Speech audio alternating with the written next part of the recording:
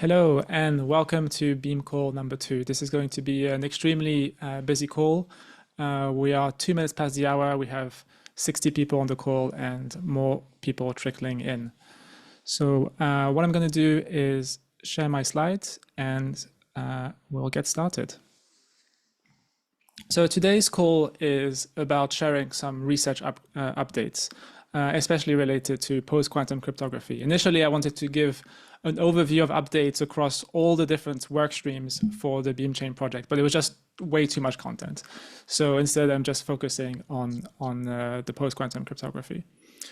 Before we get started, just a few points on logistics. First of all, we have the Ethereum protocol calendar. This is a public calendar that anyone can subscribe to, and it has all sorts of calls on there, the Oracle devs and Fossil call, EPBS, you name it.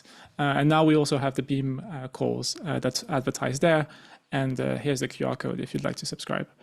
We also have, if you're new to Ethereum R&D, we have a Discord dedicated to Ethereum R&D. Here's the QR code. It's open access.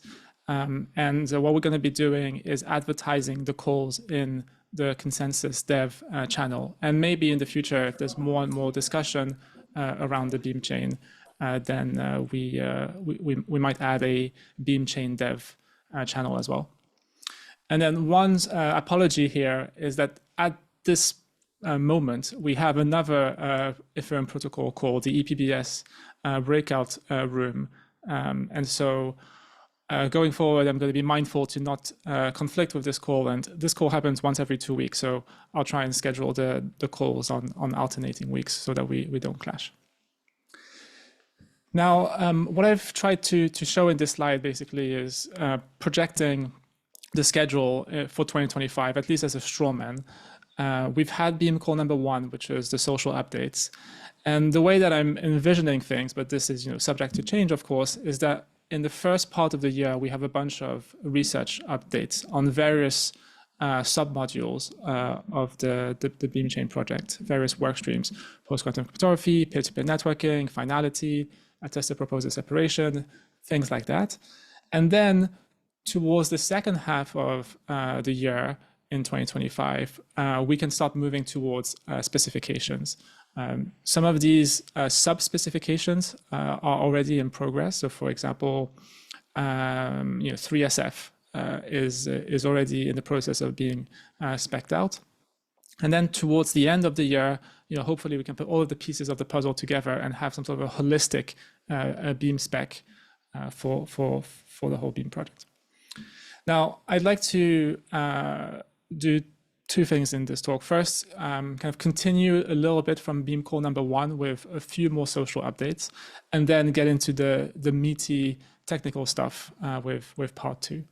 And just as a preview, today we have a lot of speakers, 8 speakers, and the first 2 will give us some social updates, and then we have 6 technical speakers.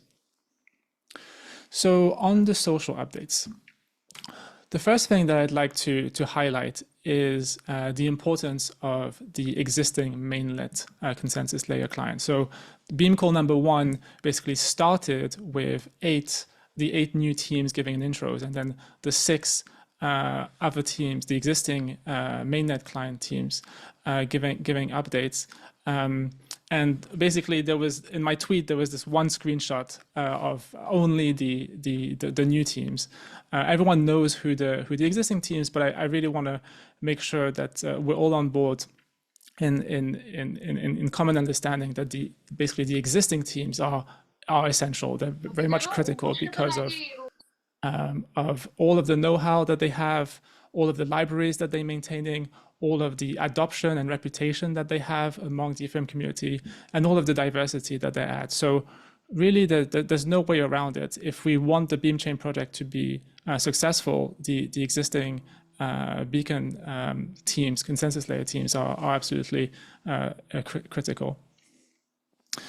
But at the same time, one of the things that I'm very mindful of is that the existing teams are extremely busy with updates to the Beacon chain. Ethereum needs to progress we can't just stop everything and all work on the Beam chain, especially while it's just a proposal. So really, one of the goals for 2025 is to be this buffer period of roughly 1 year for the existing teams to kind of get ready, be prepared, adjust things, maybe hire one more person to work on the Beam chain, or whatever it is, reorganize things internally, and basically give these teams time and not create a sense of FOMO where everyone needs to be working on the Beam project. Now, since call number 1, we have a new consensus layer team. So that's the Kakarot team that has come forward. And interestingly, they're bringing a new language, the Cairo language, to the mix. And so I'd like to invite Elias to give a quick 1-minute update on why they're interested on the Beam chain and a few words on the vision. Cool. Thanks, Justin. Hey guys, so my name is Elias. I'm one of the co-founders of Kakarot, and maybe I could share my screen for 1 sec on the single slide. Yeah, absolutely. That I prepared. Okay, thanks. It says disable share, but I can just say the content essentially. So we're 10 engineers based mostly in France. We've been working since end of 2022 on provable EVM or provable blockchain infrastructure. So when we started in 2022, 2023, we built the execution layer of Ethereum in Cairo, which is then like a ZK EL. And our goal for this year is to prove Ethereum L1 in real time, at least the execution layer. And the natural next step, thanks, Justin. The natural next step is to go into the consensus layer, essentially because snarkifying Ethereum has been our goal since day 1, and we realized that we need the whole thing. And one aspect I think is very interesting for us is this idea of ZK STF. I know I don't want to spoil it, so I'll let Justin talk about it later. But Cairo is essentially a ZK DSL, or a language that targets the Cairo ZK VM, which is a nice addition to the RISC-V ZK VM landscape, in that it brings a completely different, I would say, isolated code, so that you get the redundancy that you would want in terms of security. You don't put all your eggs in the same basket. So our team has expertise in VMs, Cairo, Python, Rust, Starks. We worked with Lambda class and Nethermind in the last 2 years on like systems programming in the Starknet ecosystem. And now most of our focus is on proving the Ethereum protocol. Thanks. Amazing. Thank you so much, Elias. So let me continue on with my slides. So yeah, as Elias hinted, maybe there's an opportunity to basically have 2 different types of consensus layer teams. And some of them could maybe specialize in the state transition function or the ZK state transition function. So traditionally, we have one client that has a shell that contains all sorts of different submodules: the networking, the fork choice, state management, anti-slashing, signature aggregation, and one small part of it, maybe 10% of the code base, is the state transition function. But maybe because the state transition function is kind of handled differently in some sense in the Beam chain, there's an opportunity to take that module out and create these ZK STFs that could be used as libraries, a little bit like Blast, is a library in the context of BLS signatures. And this ZK STF, has various unique properties. First of all, it's consensus critical, so it needs to be exactly compliant with the spec, and it needs to be snark friendly. And so that means that maybe one could use a language that is maybe more amenable to formal verification, or there could be annotations to the code. I don't know, that makes it more easily formally verified. And maybe a different language for example, Cairo, a DSL, a domain-specific language, could be used to write the STF so that we have excellent performance. Cairo is basically designed for performance, and so maybe there's an opportunity for the Kakarot zkSTF to be several times faster than the alternatives that would use a RISC-V zkVM, for example. But I guess ultimately we'll see what the performance numbers are. And so one kind of straw man example, just to illustrate, we could have Kakarot provide the zkSTF and an existing team, for example, Prism, basically consume that zkSTF as a library. So that's one way in which kind of the existing teams that are specialized in shells, if you will, can collaborate with some of the new teams that specialize in snarkification. Okay, final slide regarding the social updates. I'd like to invite Ladislaus to give us an update on the renaming progress. Yeah, hi folks. Just a very quick update. So far, we've come up with about 75 unique proposals for a rebrand. So thank you very much to many of you who've submitted those proposals over the past couple of weeks. Some funny ones, some more serious ones, some very considerable ones. Yeah, so our plan or our idea currently is for the upcoming time to leave a bit more time for even more proposals. So please hit me up and don't hesitate to reach out. In the meantime, we'll be starting to start curating, come up ideally with some form of due diligence accordingly, I guess, and come up with a short list, which we intend to circle back to client teams first to give them a vote. And ultimately, we're thinking about also giving the broader community to chime in and have a say here. Yeah, so TLDR, open for more proposals. It's looking good. We're making progress, and I'm optimistic we find, naming-wise, find a beautiful new home for our project fairly soon. Amazing. Thank you, Ladislaus. Wow, I didn't realize we had 75 suggestions. That's pretty cool. So let's move on to the meat of today's call. Research updates on post-quantum cryptography. And one thing that I'd like to highlight, which actually is a social update, is that we now have 2 new members of the applied research group, both of which are SNARK experts, and both of which are helping out with the BeamChain project. So we have Thomas and Han, and below here you have the Telegram handles, which have been shared with permission if you'd like to contact them. Now, the high-level direction that is being suggested for the post-quantum signatures is to use hash-based cryptography throughout. And actually, the design was suggested by Vitalik in 2018. I went back to the Telegram archives, and here's two little snippets that I found.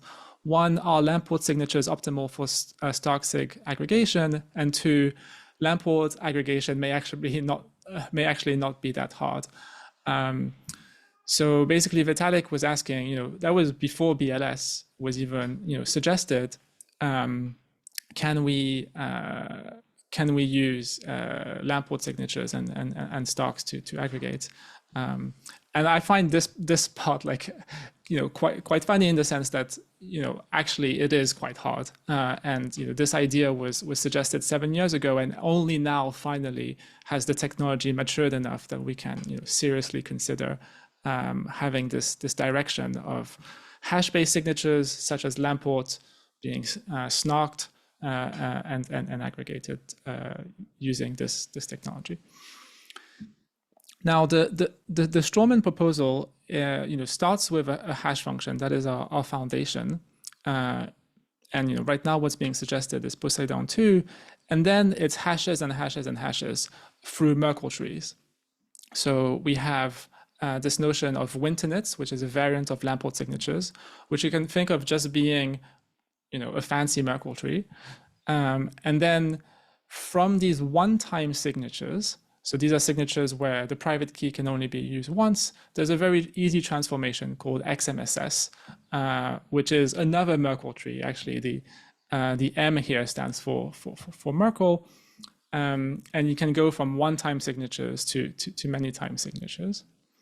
And then the suggestion is to use even more Merkle trees, specifically to use SNARKs to aggregate post-quantum SNARKs. And the basis of post-quantum SNARKs is something called an IOP of proximity, or an IOPP. You may have heard of Fry, and basically we have this new design called WIR, which is just an upgraded version of Fry, which is more performant, that is being suggested to be used. And then finally, we need a way to do a recursive aggregation. So if you have an aggregate signature here and another one here, you want to take a meta aggregation, if you will. And for that, we would need some sort of a simple virtual machine to do the recursion part. And here, this is a name that I just coined this morning, SSK. So in the same way that we have SSZ, simple serialize, we might have simple snarkify, which is like a minimal virtual machine that would be used for recursion. And recursion of SNARKs is kind of a little bit more complicated than the verification of post-quantum signatures like XMSS, and so it could be this simple ZKVM could be used for both the recursion and for the signatures. Now, in this slide here, what I've started doing is basically sketching a mind map of the whole beam chain project. And so Ladislaus told me, hey, isn't there like a formatting issue with this slide? So what I've done is that I want to try and fit on the whole slide all of the beam chain R&D progress, almost like a tapestry. And kind of here, we're just starting with the post-quantum cryptography. So what I've done is that I've started with the smallest font possible, which is font size 1. And hopefully we'll be able to fit everything on this one slide as we progress through the year. So let me walk you through this kind of mini mind map, and then we'll open it up to presentations from other researchers.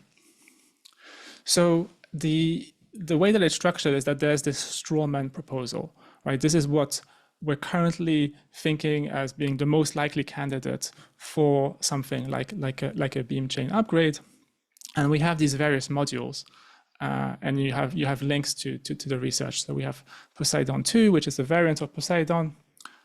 We have Winternet-based XMSS, where a paper was suggested recently, and we have WIR that I mentioned, which is basically an improvement over Fry, which is very well known. And then we have Thomas, who's working on the minimal recursion ZKVM. And so I guess as as researchers, we're doing two things. On the one hand, let's mute.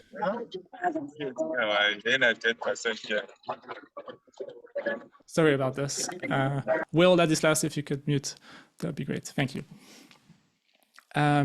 So basically, there's a couple of things that we'd like to do. One is try and de-risk and accelerate this strawman proposal to try and find any problems as quickly as possible, and if there are no problems, just trying to accelerate the development as far as we can. And secondly, we're considering alternatives to these various modules. So on the acceleration side of things, we have a cryptanalysis endeavor that I've already mentioned on Beam Core number 1, that is led by Dmitry. We have some further optimizations that are being researched by Benedict and Dmitry and others, above and beyond the optimizations that have been mentioned in this ePrint paper here. We have a a project which hasn't yet started, but basically the idea is that a lot of the post-quantum snarks use,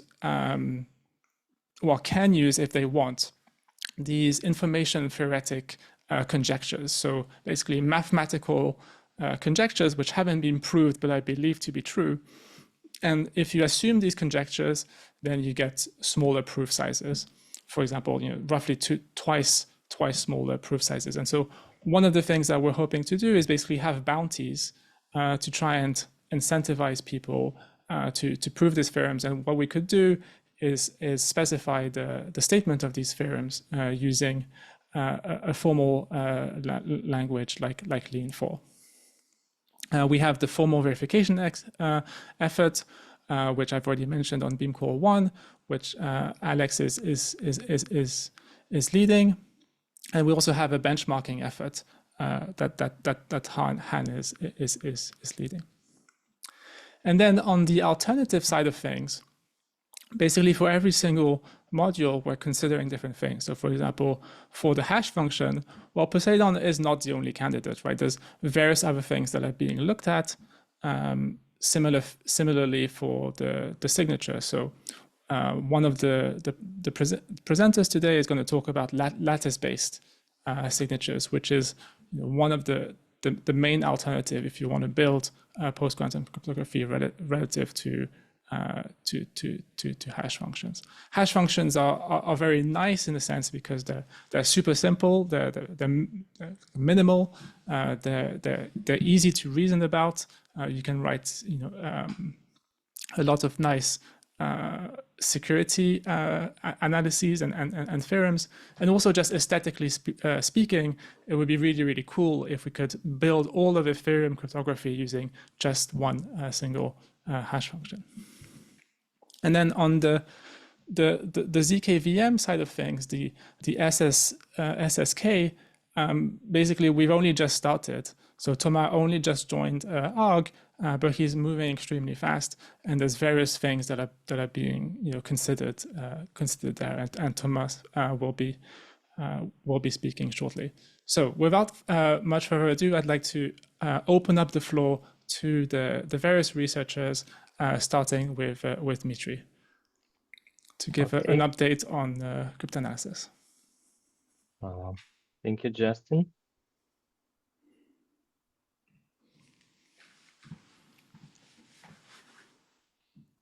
Do you see it? Yes. Okay, great. So about Poseidon Cryptanalysis Initiative, that's, well, fortunately, since Poseidon seems to be that important cornerstone for the Beam chain, we kind of expected its usage within Ethereum, and we started this initiative back last year. So the initiative contains in exploring in more details Poseidon instances over prime-bit fields, mainly 31, 64, and 56-bit fields, because those are among the best, kind of mostly used in applications and most researched by third-party analysts. I have to say that, well, traditionally in cryptography, the security of hash functions draws from public scrutiny, and this initiative aims at inviting as much public scrutiny into Poseidon as possible within the next, well, roughly 2 years. So the initiative is run by a group of 3 within the EFR, by Antonio, George, and me. We have also a third-party advisory board that may confront us on all decisions taken and kind of makes a third-party evaluation of all our important money spent decisions. So the initiative contains 5 main points. It's bounties for breaking reduced round versions that are supposed to evaluate the security, research grants, workshops where cryptanalysts gather and try to break something, awards for really good papers, and so-called Gardner-based exploratory. So the total budget for 25 is about 600K, and we go along this budget. Dmitry, so far. Sorry to interrupt. There's little rectangles on our end of gray. My guess is that it's the Zoom that has basically is showing stuff Okay. in front. I've moved the window out. Do you still see it? Yeah, that's better. Yeah, perfect. Thank you. Okay. Sorry about it. Okay, so we have 5 items. So let's go over those quickly.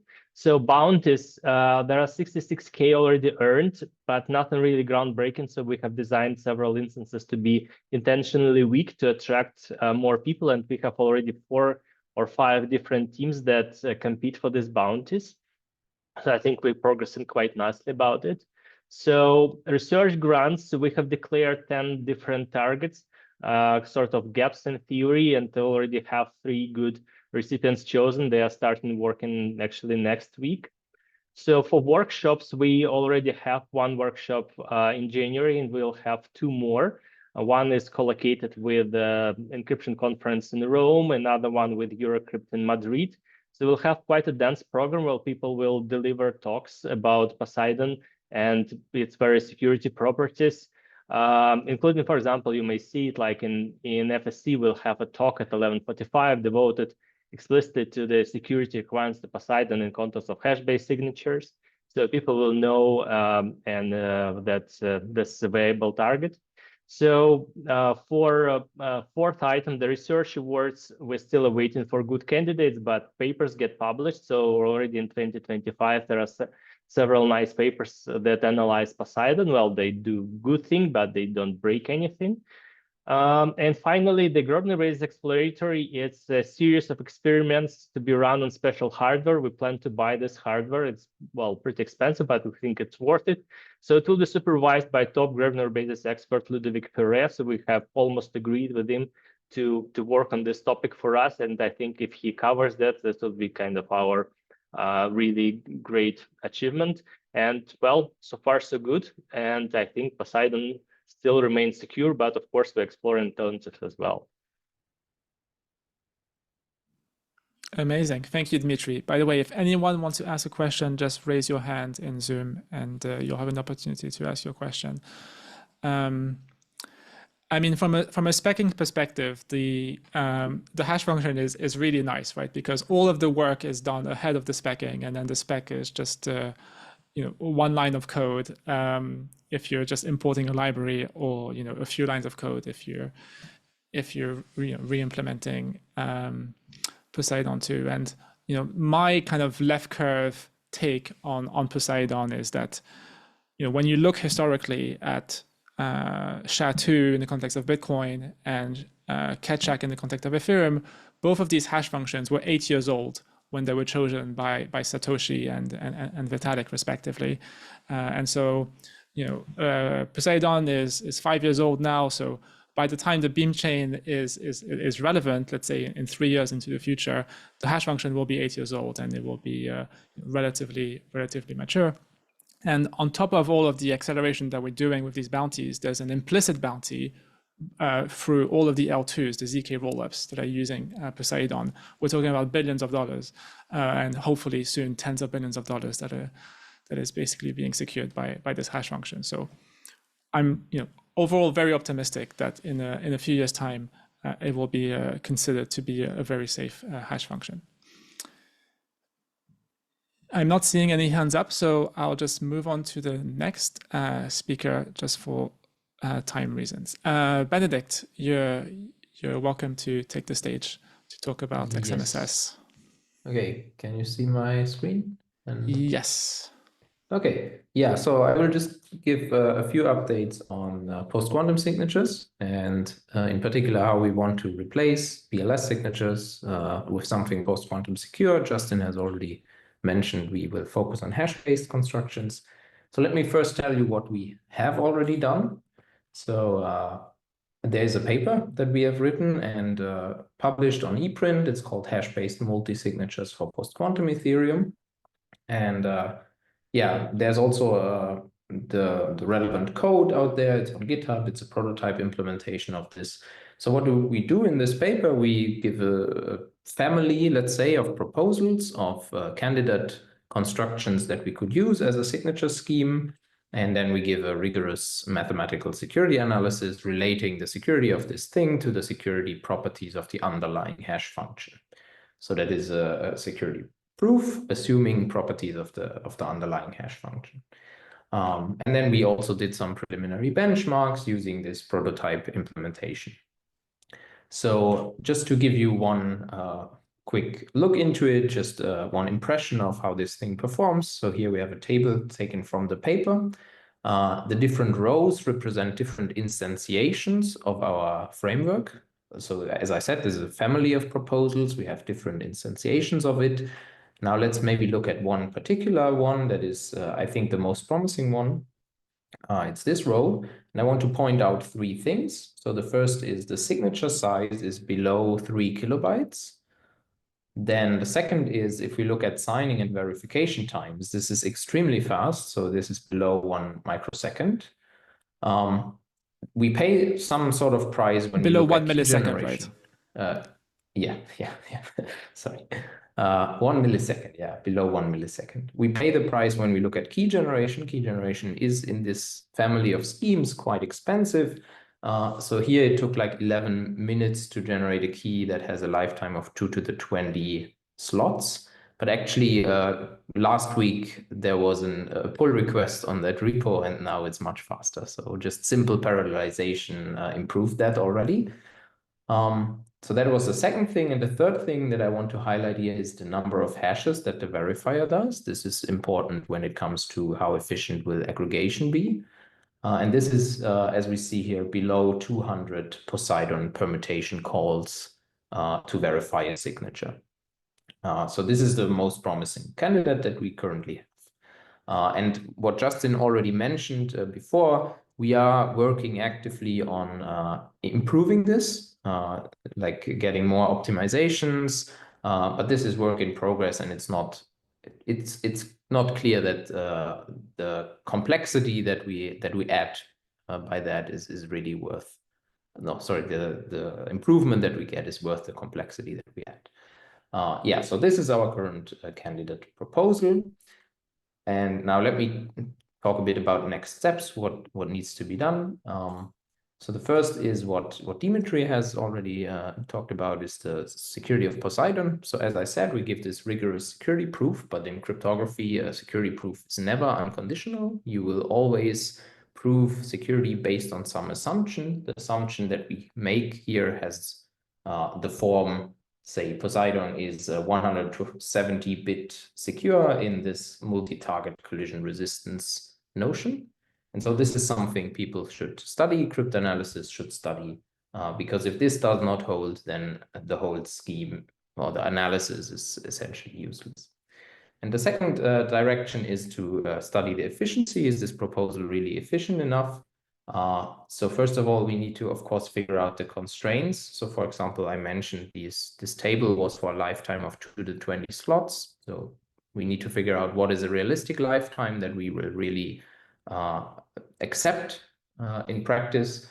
And this will change parameters again. So this has a minimal but some kind of impact on all the overall efficiency of the scheme.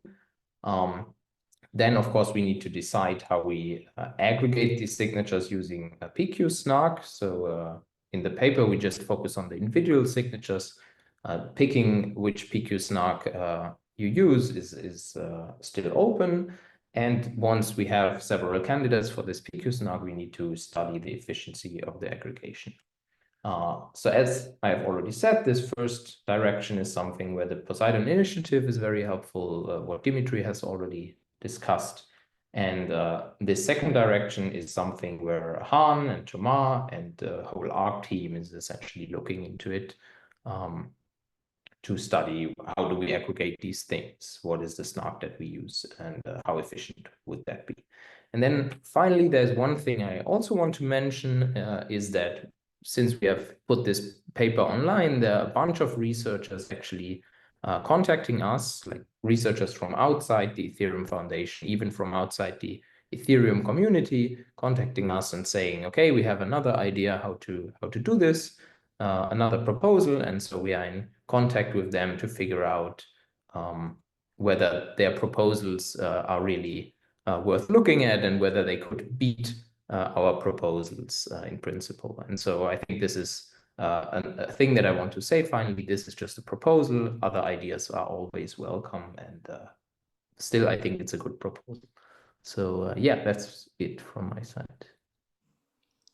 Benedict, thank you so much. Any questions, just raise your hand, or you can unmute and just ask the question. I will have one, Justin, if you don't mind. It's very quick. How with the slot of 4 seconds, how to the 20, how long it will correspond?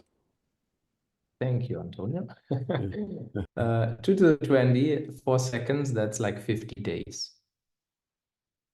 Right. So if we want to go to something that is more realistic, like, and just to be clear, that means after 50 days, your key would be expired and you need to register a new key. For example, by deregistering as a validator and joining as a new validator. If we want something that is more realistic, we could go to something like 2 to the 24, 2 to the 26. That's gonna be something like 2 years. Yeah. So just with a bit of a blow up in the lifetime, we really get to something that is more realistic. And as I said, this has an impact on parameters, but only a very small impact on parameters. So don't expect this to change the signature size too much. It will change the key generation time, and that's the main reason why in this table we only looked, or in the paper we only looked at these lifetimes, because if you want to have larger lifetimes, you need external memory implementations of key generation and all that stuff. There's a bunch of engineering challenges associated to that, but they are all solvable. Terence. Thank you. Yeah, I will also be very quick. I just want to mention that there is this also trade-off of UX, right? So today, as an E2 validator, I generate my key. It's just one pair. It's very simple. I can transfer between different validator instances. And then I have to be careful of not getting slashed. But sometimes in this setup, I have to do a little bit more work. I have to generate keys ahead of time, and then say maybe like a bigger size of validator, because today validator client is supposed to be very lightweight. So I'm not saying this is a blocker, but it's just something to think about. Yeah, but strictly speaking, this is still just a single key. Just the secret key is very large. That's like formally, this is just a very large secret key, and a very small public key. Yeah, and what you can do as well is have a tiny kind of master secret key from which you rederive like the larger secret key. There is some trade-off. You could even have a very small secret key, what Justin says.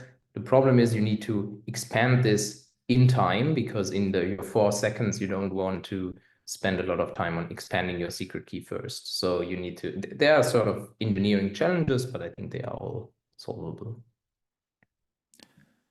And from a UX standpoint, what I have in mind is that the lifetime would be closer to 10 years or 100 years. And as you said, Benedict, it wouldn't dramatically increase the key size. Sorry, the signature size. Maybe it would get closer to 3 kilobytes. Yes. Carl. Why don't we go the opposite direction and have the number of keys be rather small, and then just have your validator, your VC or whatever, be rekeying constantly in the background, so you have to replace your key every week or so. Yeah, that's an alternative option. Yes, that would probably correspond to the 2 to the 18 then. But as you see, the signature size is not really impacted, so it's not clear what we would gain from that, except that the size of the secret key, the expanded secret key, would shrink. But the signature size is not really affected that much. Yeah, sure, because it's in the tree. But it does help, like the UX of spinning things up and having to store 10 years worth of keys or rederive or whatever. Yes. Yeah.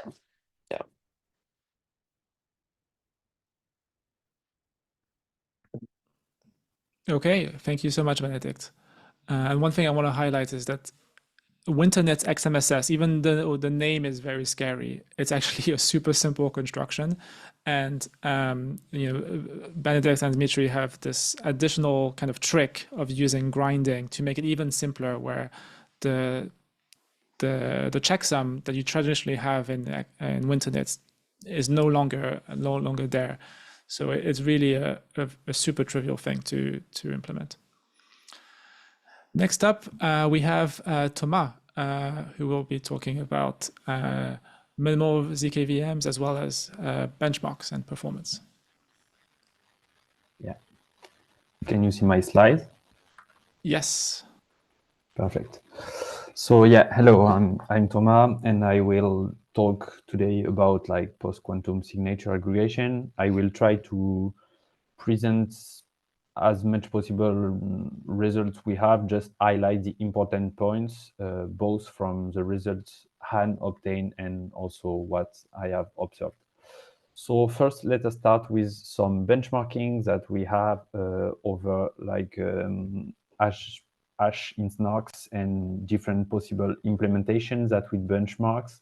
At the end of the slide, you have a link that I wish to share afterwards where you can find all of the details. So among all of the tested implementation, Plonky 3 shows the most promising results.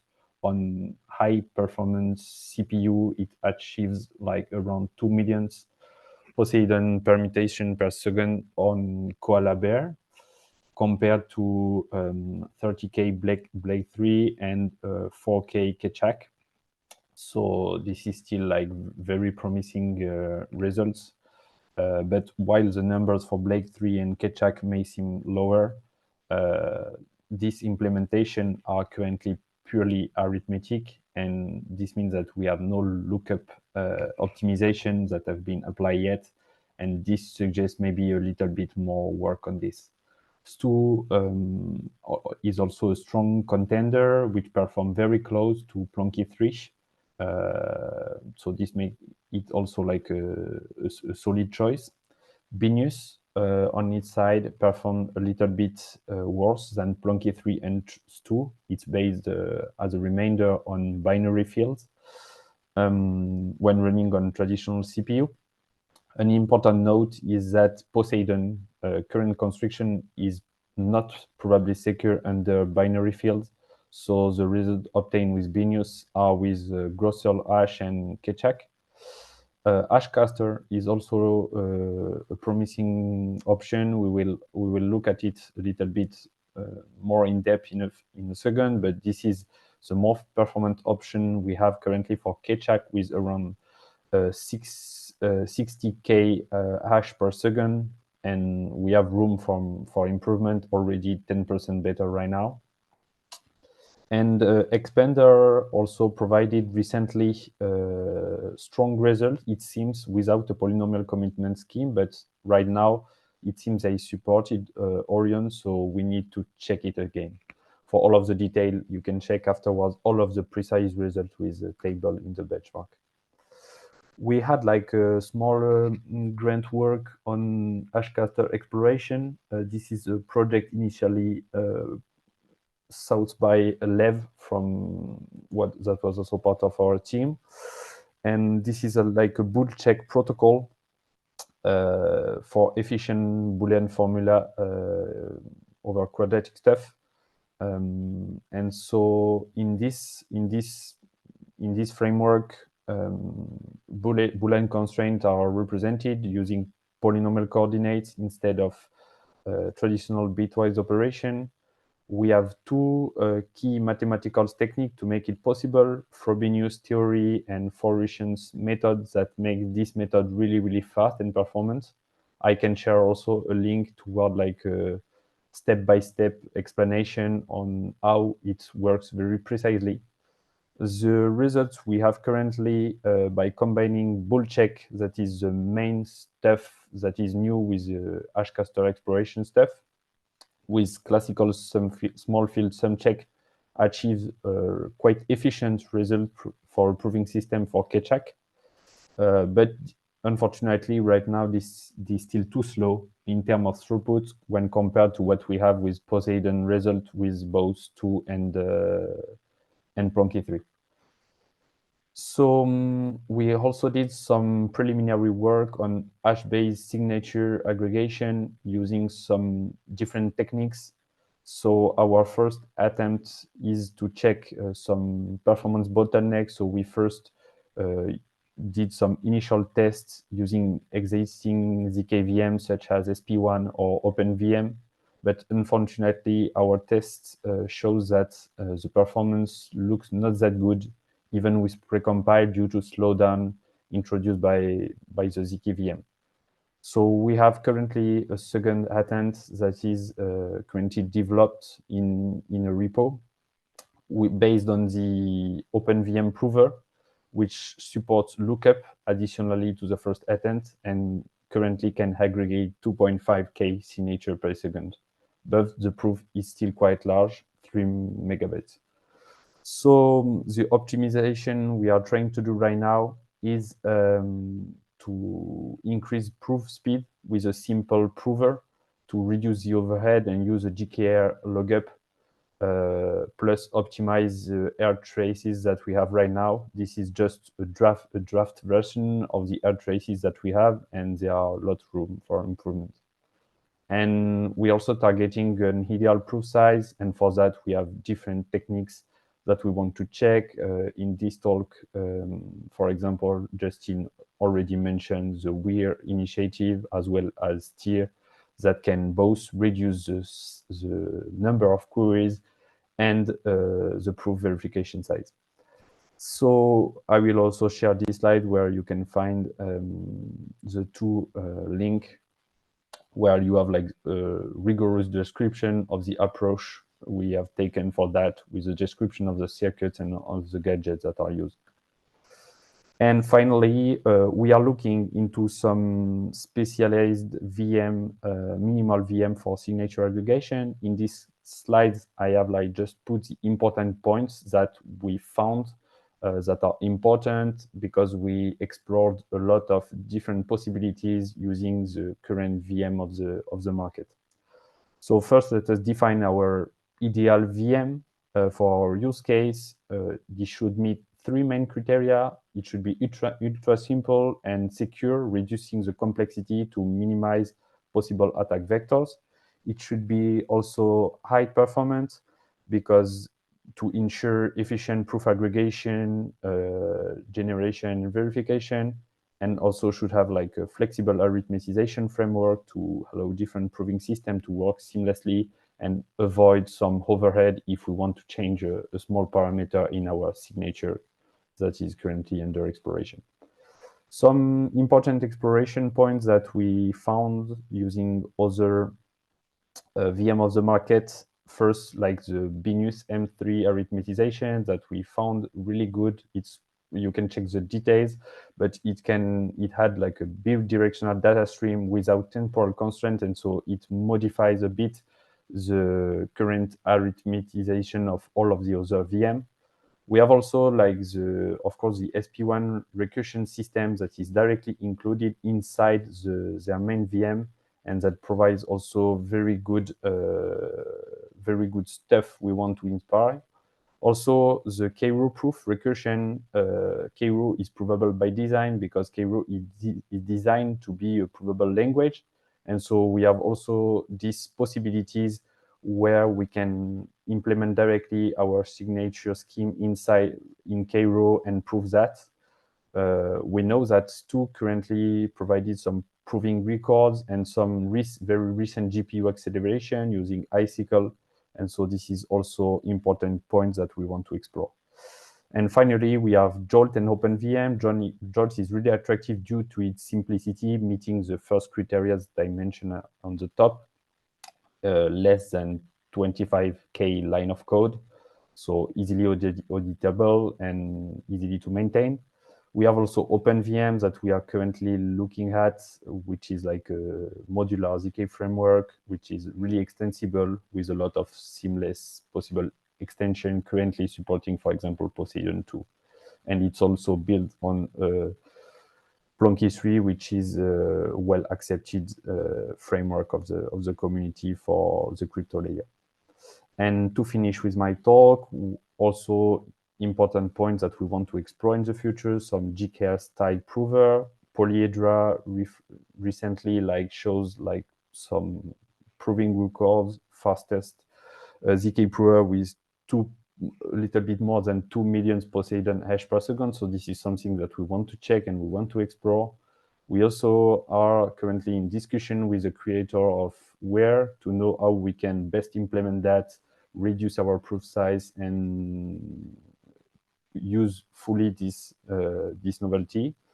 And finally, we also want to explore much more of a binary field. This is a very recent technique, but shows a lot of promising results. We want to study like the CPU performance for recursion and also some hash exploration, because as we know that Poseidon is currently not secure under binary fields, we want to explore more hash function and check what we can do with that. Yeah, so this is the end of my talk. Okay, thank you so much, Thomas.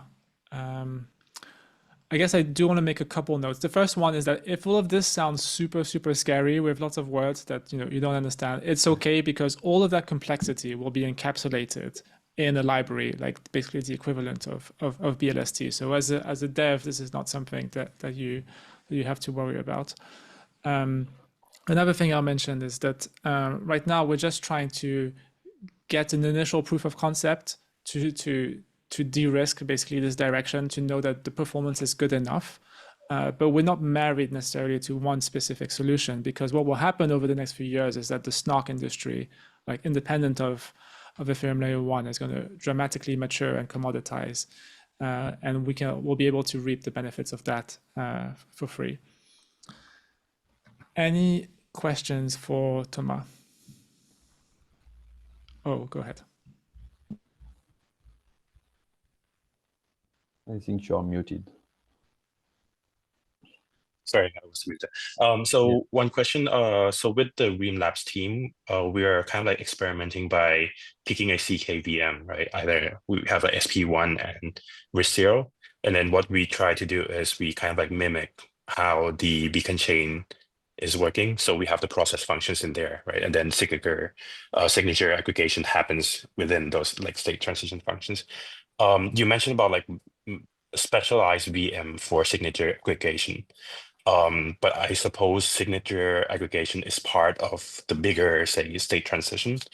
I wonder how would that specialized VM fit in with the rest of, say, state transition functions?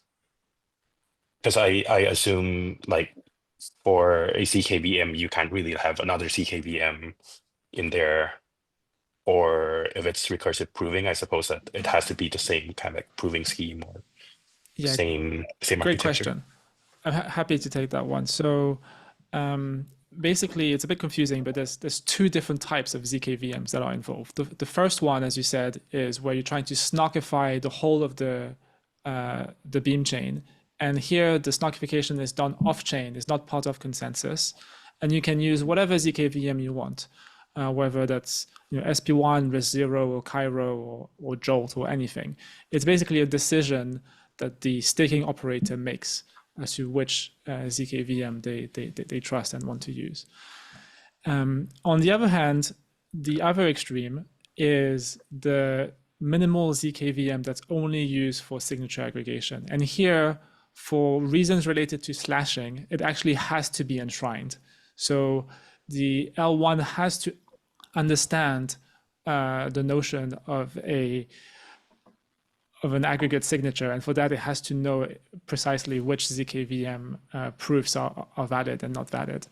And so here, instead of letting the operator just choose their ZKVM, like we, I guess, as designers of the beam chain would pick a very specific one. And one of the key design requirements is that it be super, super simple, so that we know that it's secure and we can do formal verification on this one thing. And instead of being a general purpose ZKVM that can prove arbitrary statements, written in Rust or whatever other high-level language, it does one thing and one thing only, which is to aggregate the signatures. So it's much, much, much simpler.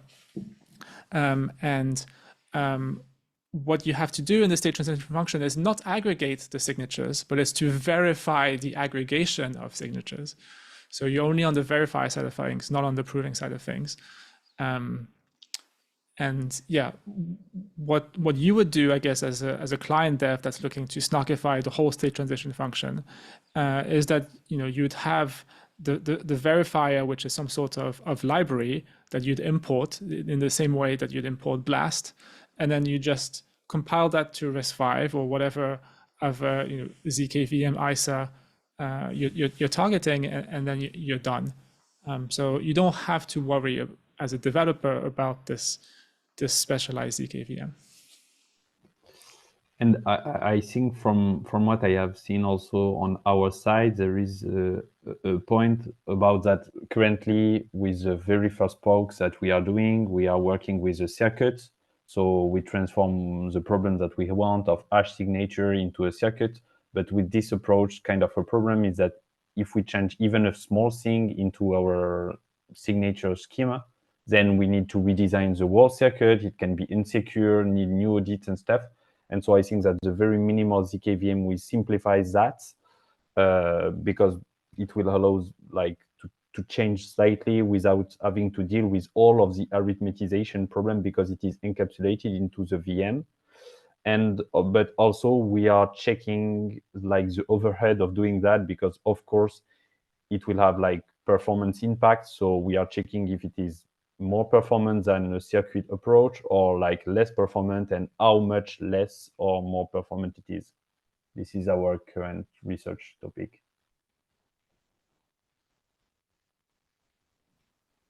Great question. And thank you so much. I have just shared also in the chat like 2 links where you can check the details of what we are doing right now with the circuit and stuff. Perfect. And what we'll do as well is share all of the links to the slides, for example, in the ETH R&D Discord.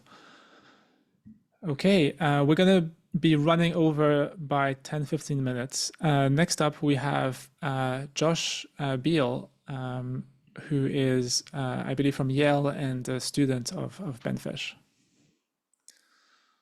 Hi, everyone.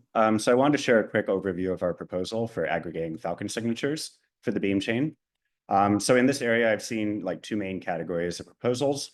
The first direction is using code-based snarks with hash-based signatures, which, as we just saw with Plonky 3, these can be aggregated in real time. And then the second direction is using LAST-based snarks, such as Labrador, in conjunction with LAST-based signatures, such as Falcon. And these are concretely even smaller than XMSS signatures. However, the main problem is that the verifier complexity of Labrador is linear in the witness size, and the existing implementations would need more engineering effort and security review. So in our work, our hope is to get the best of both worlds, where we can leverage the small size of Falcon signatures and also the efficiency and practicality of code-based snarks. Yeah, hopefully that gives a bird's eye overview of our approach. And yeah, thanks to everyone who's already given feedback on this idea. Wow, that was very quick, Josh. Thank you. Thank you for this update. So you're taking, I guess, the alternative direction to look into lattice-based snarks. And you're one of these teams outside of the EF that has reached out. And I believe you've also applied for a grant. So if you're another research team looking at this, do reach out, and we might be able to work together. And as you said, like one of the really exciting things here is that 600 bytes is let's say about 5 times smaller than the 3 kilobytes that we get with XMSS. So potentially, if all the other performance parameters stay the same, then we could basically support 5 times more attestations or something like that, 5 times more validators. So the more we can squeeze on performance, the more validators, active validators, Ethereum is able to support. Any questions for Josh?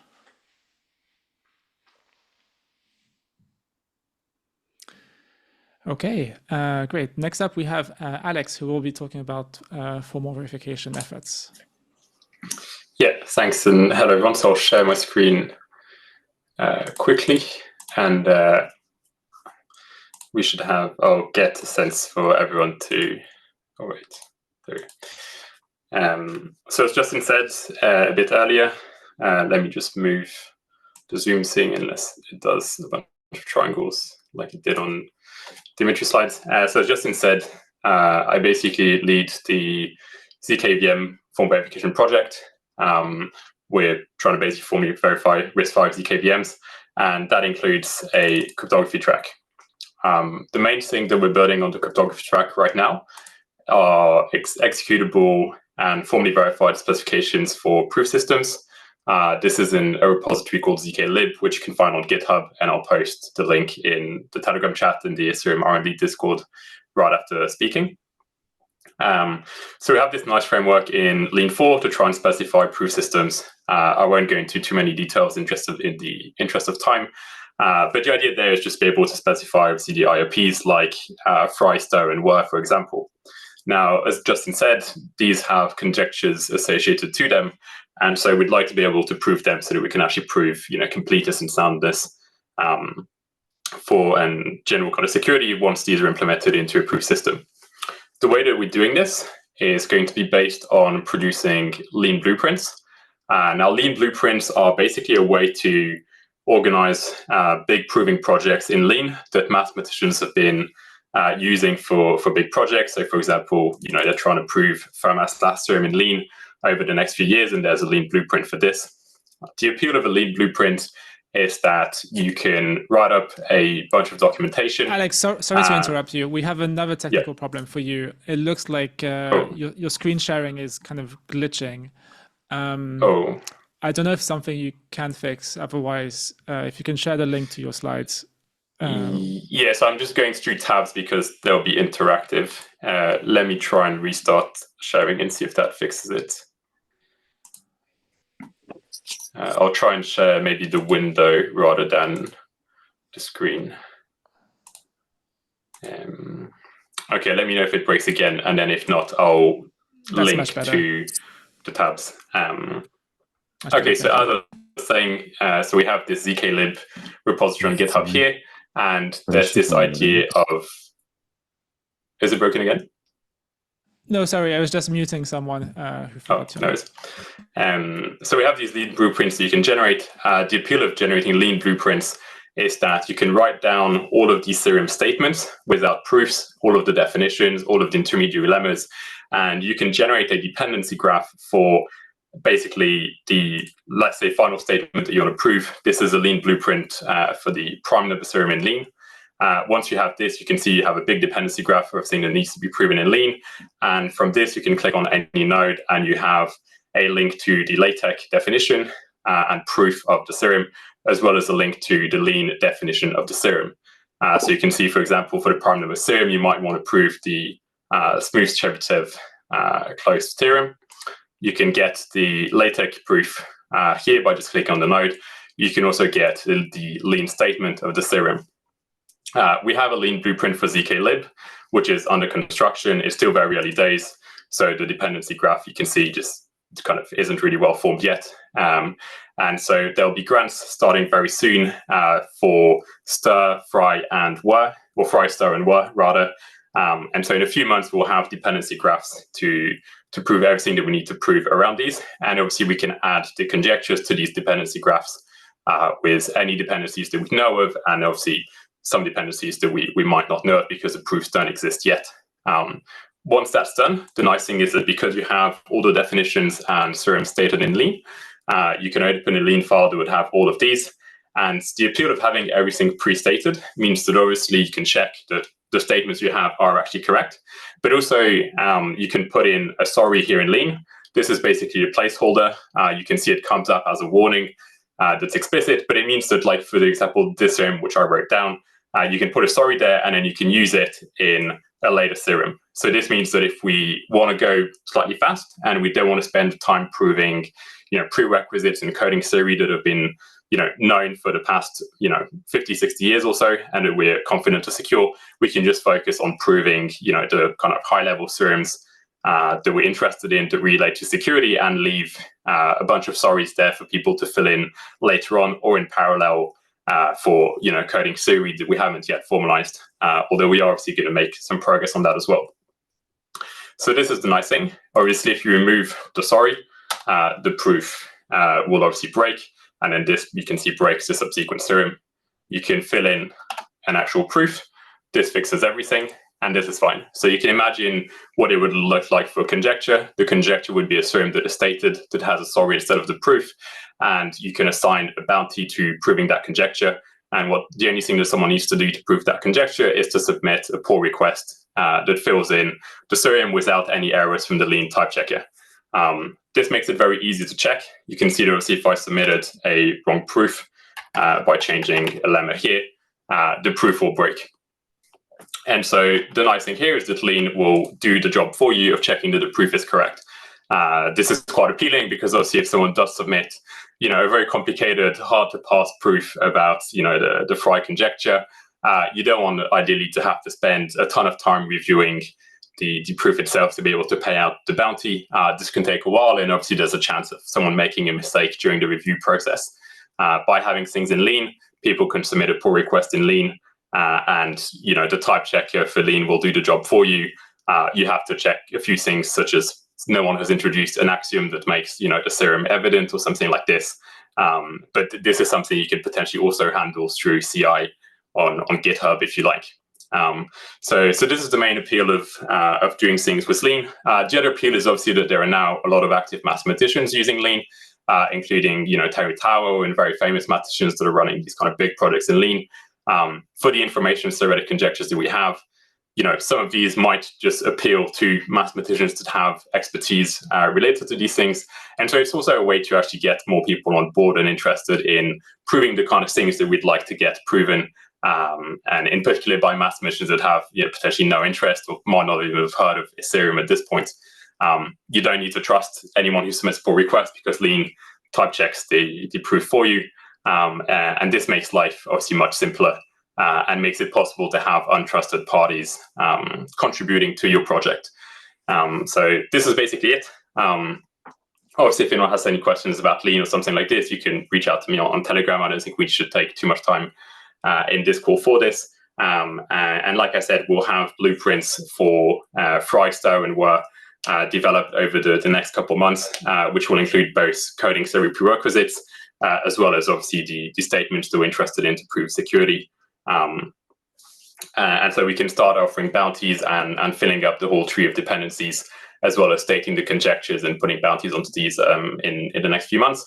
And then hopefully we'll see some progress and people can organize an effort to try and prove these and spread out the effort to kind of people outside the fairly niche community that we're in. Okay, amazing. Thank you so much, Alex. Just zooming out, back for the beacon chain, we pioneered a few things. For example, the notion of an executable spec and the notion of having client diversity with 5, 6 different clients. And now we're taking it to the next level with formal verification. And only now are we reaching this inflection point where the formal verification tools are mature enough for this to be doable, and it's just so exciting. And for the post-quantum signatures in particular, it's kind of very practical as well, because it might mean that we could lean heavily on one implementation, basically some sort of equivalent of BLST, and know that it's very safe. So we don't, if the more we go down the formal verification route, the less we need to lean on client diversity, for the cryptography at least. And the fact that we're now doing formal verification on the mathematical theorems themselves is also super exciting. Any questions? Raise your hand for Alex. Otherwise, we'll move on to our last speaker, another Alex from Obol, who will be talking about MPC for the post-quantum signatures. Alex, the floor is yours. Hi, everyone. Sorry, my camera is not working well. I just tried to share my screen, but I got disconnected from the call, so I'm hesitating, trying again, or just giving you another. Well, okay, I will try to. Do so. Okay, hopefully you can see my screen. Yep. Here we go. Hi everyone. So I'm Alexandre, researcher at DV Labs Obel, and today we wanted to give you an update of some research activity we started recently. And so it's about the impact of the post-quantum replacement of BLS and the impact it will have on distributed validators. So just a quick recap. So to date, distributed validators over Ethereum take advantage of the fact that BLS natively supports threshold signatures. So if you have like a private key that is shared among multiple participants using a secret sharing scheme, it's quite straightforward to have to build a threshold scheme out of it. Each party can sign non-interactively, and yeah, you just have an aggregator that recombine all the signature shares. That is quite efficient. And yeah, the thing is that if we use a hash-based signature scheme, that the above does not hold anymore. So we need to find a workaround to this. So how could we build threshold hash-based signatures? An option will be to also leverage snarks. So because we plan to use snark for signature aggregation, why not use also a snark so that an aggregator could generate a proof attestating that it verified a distinct number of signatures over the same message, and that the number of signers meet the threshold. And yeah, so that could do the job. But the thing is, it will probably complicate the signature aggregation then, because we will have a difference between like threshold signatures and non-threshold ones. So I'm no snark expert. So we investigated another approach to this problem, which is, okay, why wouldn't we compute this hash-based signature over MPC? And this problem has already been looked at by previous work. But the thing is that most instantiation were with traditional hash functions such as SHA-2 or SHA-3, which were not designed with MPC in mind. So in this case with Poseidon, it might solve like the efficiency problem that we have with traditional hash function. And we just wanted to point out that if we were about to go with such design, it will be quite desirable to have like a prime field that is MPC friendly. So for instance, using the Koala Bear prime for 31-bit prime fields. And in that case, Poseidon 2 permutation still requires about like 30 multiplication with such prime. So which is fine, but the thing is that we have many permutations to compute during a hash-based signature. So hopefully we will not need to compute all hash calls over MPC, because some of them are not sensitive, for instance, when computing the Merkle authentication path.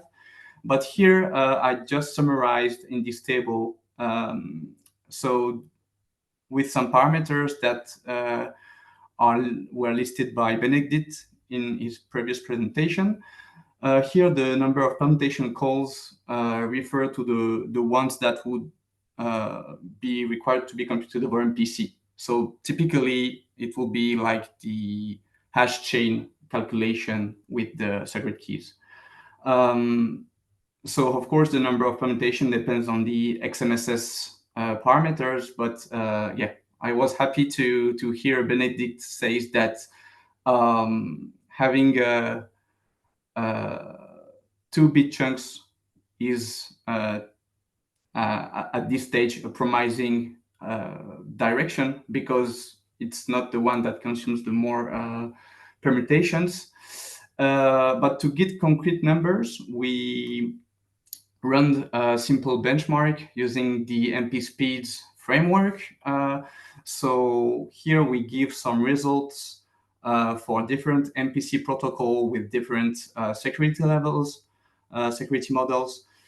The results here are obtained to compute a hash chain only. So it will be really the calls that will require calculation over MPC, and it assumes that like the secret key shares are already available, so we don't derive them from a pseudo-random function.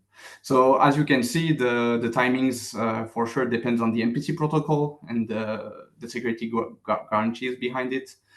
But yeah, at least so for this the scheme with 2-bit chunks and the TSW encoding scheme, we have something like around 1 second to generate a signature that can probably be optimized using, I don't know, other implementation or stuff.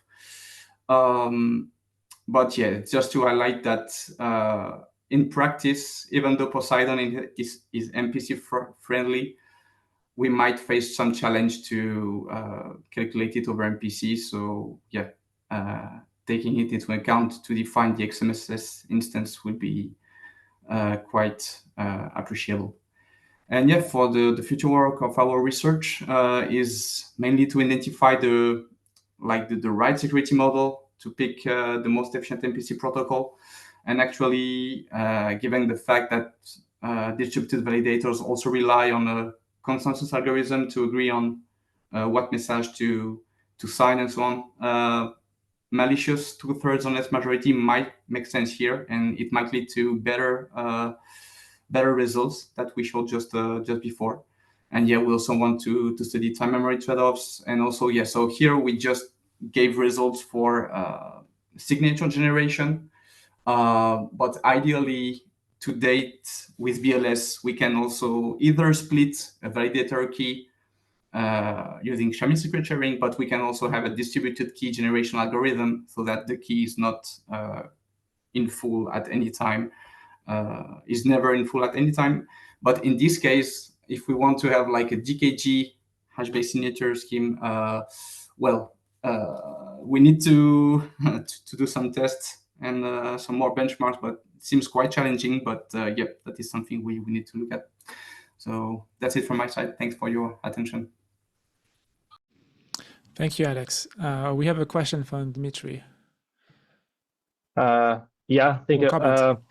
Yeah, just to comment that since actually all these individual signatures are one time, probably if we want just a threshold mechanism, we don't really need to compute the entire chain in the MPC fashion. It should be sufficient just to kind of share the secret for the beginning of the chain using probably just plain Shamir, and then the majority gathers, and then they figure out the chain beginning and just compute it in a plain way. Wouldn't it work? So, okay, what you mean is that they recombine the secret, at the beginning of the chain, but then it will be needed for each different chunks, right? Dimitri, I think that doesn't work. So that's the same as doing a BLS signature in the following way. You first reconstruct a secret key, then everyone has a secret key, and then everyone locally signs, right? Yeah, but in BLS, the secret key is multi-time, but here the chain beginning is one time. Yes, but now consider a malicious party. Like a single malicious party is already sufficient. If you do that, you reconstruct a secret key, then this validator, which is a group of people, signs, and then the single malicious party has the secret key. It can just sign again, and then you get slashed. Right? So you never want that a malicious party has the full secret key. Even if it's a one-time thing, right? One time should be secure. What you construct is 0 time secure, right? Right. Yeah, I still think there is a better way than to compute. Yeah, maybe the there is. entire Yeah, chain. maybe you can. I don't know. Give everyone one start of one chain or something. I don't know. but that would probably also be insecure.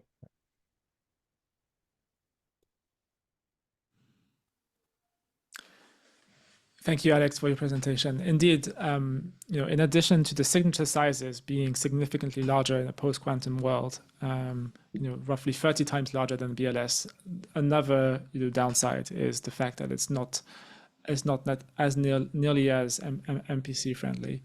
I guess one mitigation to this is the fact that we're hoping to dramatically reduce the amount of ETH you need to be a staker from 32 ETH to closer to 1 ETH. And so in that regime, there's a little bit less of a need to have MPC. But then the counter argument to that would be, okay, what if the price of ETH grows dramatically to $1 million? Well, now you have the same problem, even with 1 ETH. Few people will have $1 million, and so you need to have MPC for that. But hopefully, by the time that happens, MPC protocols and whatnot will have dramatically improved. Any other questions for Alex? Mark is asking, will shorter slot time be an issue here as well? Less time to run this MPC protocol?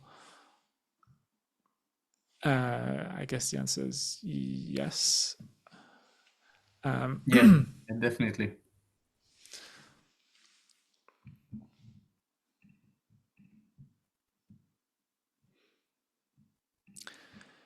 Okay, well, that's the end of the presentations.